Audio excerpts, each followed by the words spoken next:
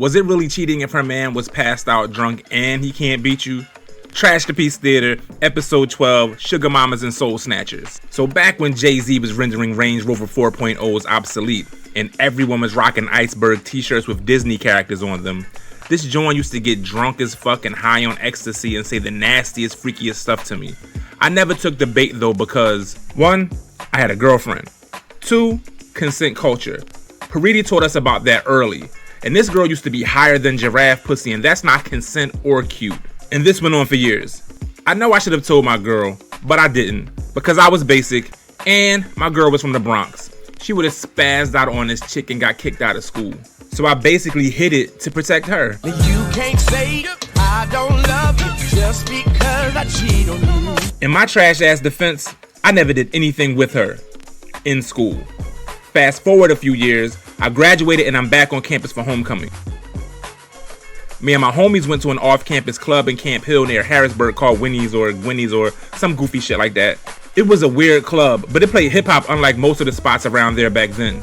The demographic was a bit odd. In Philly, the club scene was basically all young folks around your age unless you go to like a cabaret or old head bar. This joint was all over the place. It would be young people our age, but there'd also be like 40-plus-year-old recently divorced white women fetishizing black peen trying to bag a young brother. Some were some sexy-ass cougars. Most were mangy meerkats, including this one Jawn who offered to be my sugar mama if I gave her the D consistently.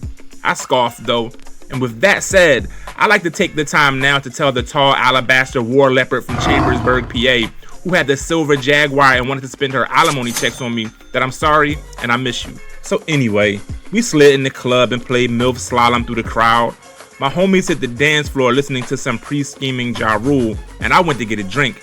There was a guy passed out at the bar with his head plopped on his hands and a woman comforting him. I looked closer and I noticed it was Jawn from school. She perked up and loudly said my name. The bull picked his head up to see what she was yelling about and she introduced me to her boyfriend, Dan. Side note, I don't know if his name was actually Dan, but he looked like a Dan or a Cooper. He also looked like he could have been a background vocalist in the Dave Matthews Band. So Connor tried to shake my hand, but it was wet from beer or drool or vomit or who knows. So I just said what's up and kept it pushing. He put his head back down and Jawn jumped up to greet me. Jawn grabbed me by the hand and yelled over to Tanner, "Honey, I'll be right back. I'm gonna go dance with my friend." Parker peeked up, murmured something inaudible, then laid his head back down on the bar. We hit the dance floor and Jawn starts backing it up on me. And I'm looking at the bar to see if Chase was looking at us, but he was still over there, head down, smelling like Coors Light and poor decisions. The music must have been getting good to her because she started getting super comfortable. She turned around, pulled me close, grabbed my hands and placed them on her ass with reckless abandon while Logan was still an eye shot away. She started slow grinding on me and grabbing me by the back of the head. I looked over to the bar and Brady was still there looking like he smelled of Jägermeister and regret. So Jawn and I are out of pocket. Way out of pocket. She starts whispering in my ear, "I can't wait to drop my man off. You and I have unfinished business." And then she starts telling me all the things she's gonna do to me. So I'm with the shits, bereft of any tangible fucks. She went to the bar, reached over Tucker, grabbed a pen and wrote down her address on a napkin. "Meet me here around 3. So half jokingly, I'm like, "Damn, I gotta wait till 3? She looked at the bar, then looked back at me and said, "Where you parked?" We go to the parking lot and she wasted nary a moment. Head immediately disappeared. I couldn't tell if she was a Jedi level master or if it was so good because of how how taboo it was. Either way, thank God Jared's wasn't open because I would have driven straight there and bought her ass any ring she wanted. There were mad people in the parking lot and she didn't care.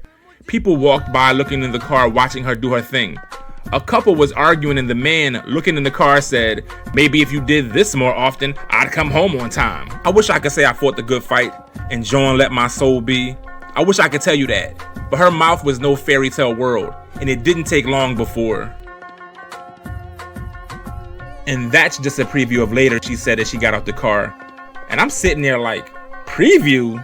She walked back in the club, and I sat there for a couple minutes contemplating life and wondering if I was okay with the glorious, fucknificent trash that had just transpired. I walked back in the club and she was headed toward Tyler, who was talking to another couple. He pulled Jawn close and introduced her. Then he leaned in to kiss her. And as he leaned in, she made eye contact with me. Then leaned in and kissed Owen while still keeping eye contact with me. I just put my head down and walked back to where my homies were getting harassed by the older mayonnaise women. Y'all ready to go?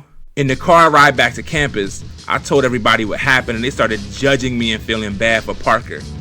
You violated for shaking that man's hand and getting domed from his girl. Oh nah, I ain't never shake his hand. He was drunk and his hand was wet, so I just gave him a nod. You ain't shake his hand? Oh, you cool then, fuck him. Let's go to Sheets. We grabbed some food from Sheets and went back to campus. 3 a.m. came and went and I didn't go over Jawn's house. That night or the next. My soul was somewhere hovering over the Susquehanna River and needed time to find my body again. But that following weekend, and the following weekend, and the following, I was on the turnpike like every Saturday, especially since she was giving me gas, tolls, and spending money to get to her spot. And that was prior to sending my soul to a different multiverse upon arrival. So much so that I started catching feelings for her. I cut that shit off immediately. The Book of Nigalations clearly states, fall for no mouth, and let not your pain be troubled, or your heart be fooled by thine Jawn's silk throat. Jawn was way more savage than I was. What would stop her from doing the same thing to me that she did to Brody? All I could imagine was me being drunk at the bar off Incredible Hawks, and her on the dance floor with some random guy who later write a story about how he received the divine sloppeth toppeth from Dontrell or Malik or whatever his name was chick. Fuck that. She wasn't gonna walk back in the bar, give me that karma's kiss like, sucks to suck. Thank you so much for watching Trash to Peace Theater. Please like, comment, follow, and subscribe. Also, please consider donating to our Patreon to help the channel grow. Patreon patrons receive additional bonus episodes, so there's that too. This is all possible because of your support. Thank you.